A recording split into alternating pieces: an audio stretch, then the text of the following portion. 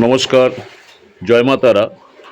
সূর্যের উত্তরায়ণ 2026, সান in Capricorn, অর্থাভাবের অবসান, কেরিয়ারে উত্থান, 4 রাশির ভাগ্য খুলছে।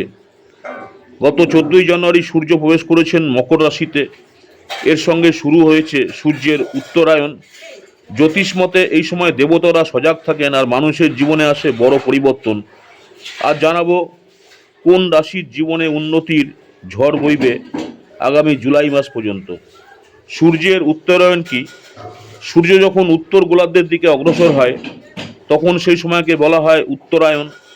এই পর্যায়ে চলে প্রায় 6 মাস, আর এই সময়কে উন্নতি, কর্মসাফল্য এবং শুভ ফলের সময় বলা হয়। কোন 4 রাশির ভাগ্য বদলাবে? প্রথম যে রাশিটা নিয়ে আলোচনা করব, বৃষ রাশি। বৃষ রাশির জাতজাতিকাদের জন্য সূর্যের এই উত্তরায়ণ সোনালী সময়। যারা চাকরি করছেন, চাকরি ক্ষেত্রে উন্নতি ও নতুন সুযোগ, আয়ের নতুন উৎস, আর্থিক স্থিতি মজবুত।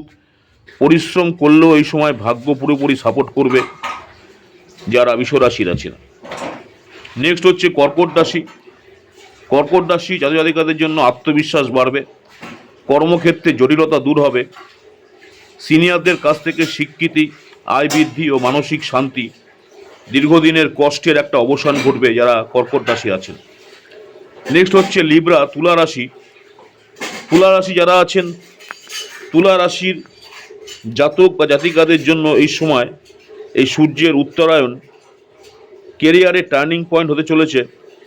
প্রমোশনের যোগ, পরিশ্রমের ফল মিলবে, নতুন দায়িত্ব ও সম্মান। সঠিক সিদ্ধান্ত নিলে ভাগ্য আপনার বদলে যাবে। লিব্রা অর্থাৎ তুলা রাশি যারা রয়েছেন। নেক্সট হচ্ছে মীন রাশি।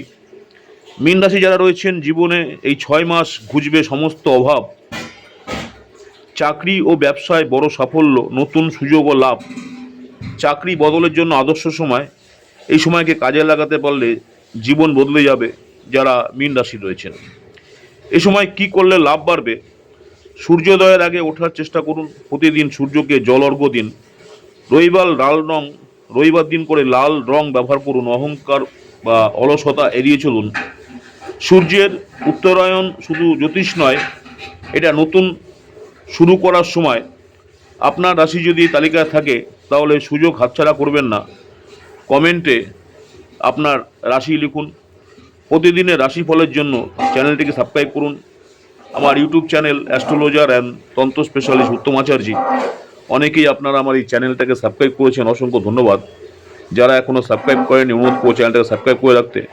পরবর্তীকালে আমি যখনই কোনো নতুন ধরনের ভিডিও আপলোড করব আপনারা সরাসরি নোটিফিকেশন পেয়ে যাবেন। নমস্কার, জয় মাতারা। সকলেই ভালো থাকবেন। মাতারা আপনাদের সকলের মঙ্গল করুক।